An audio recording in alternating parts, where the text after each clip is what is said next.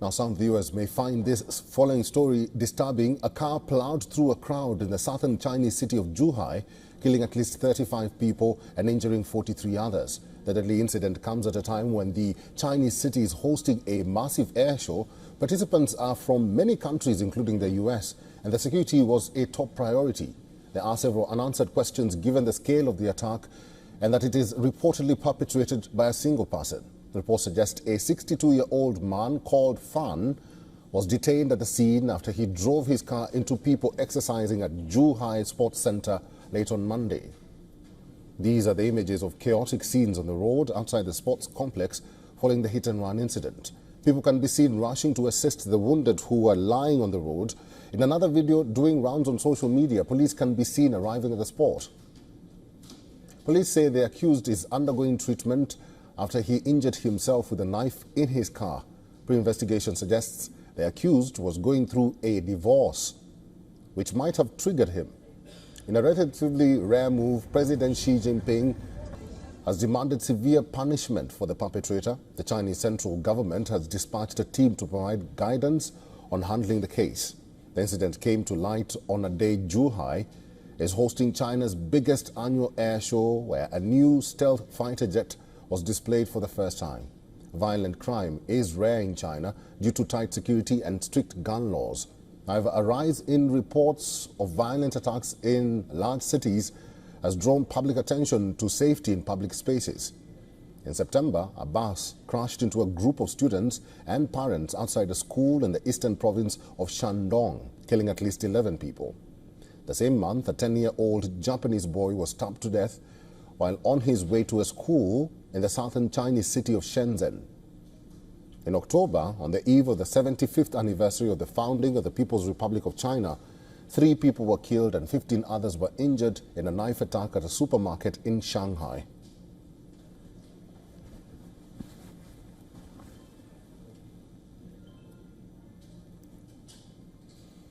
Dr. Volker Stanzel is a former German ambassador to China and Japan. He is now joining us live from Berlin. Dr. Stanzel, thank you very much for your time. Chinese President Xi Jinping has called on 62-year-old suspect called Fan to severely punished or to be severely punished in accordance with the law. This move is being termed as relatively rare by President Xi, but in essence, what is the scale of punishments that we are likely to see here, and what do you make of the Chinese government's reaction to the incident? Well, first of all, of course, for capital crimes, there is capital punishment that is not extraordinary. Secondly, what do we make out of this case as such? So far, we have no information about the actual background of the culprit, except that the police says this was a family problem.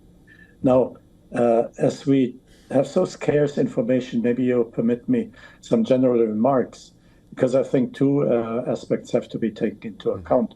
One of them is that generally heterogeneous societies, as modern industrial societies are, exert enormous pressure on many individuals. And some of them, unfortunately, look for an outlet by taking recourse to violence. We have this in many countries, including my own. This is extremely deplorable, and of course, it is a great task for our governments, a task that is much more than one could solve by taking recourse to capital punishment means. The second aspect is the situation in China.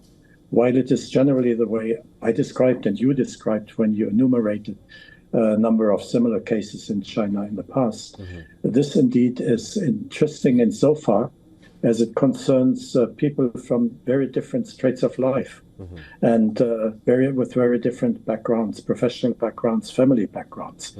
Like between what happened in Zhuhai now, this very tragic and sad accident, and the killing of a Japanese 10-year-old school child, they don't seem to have anything in common, do they?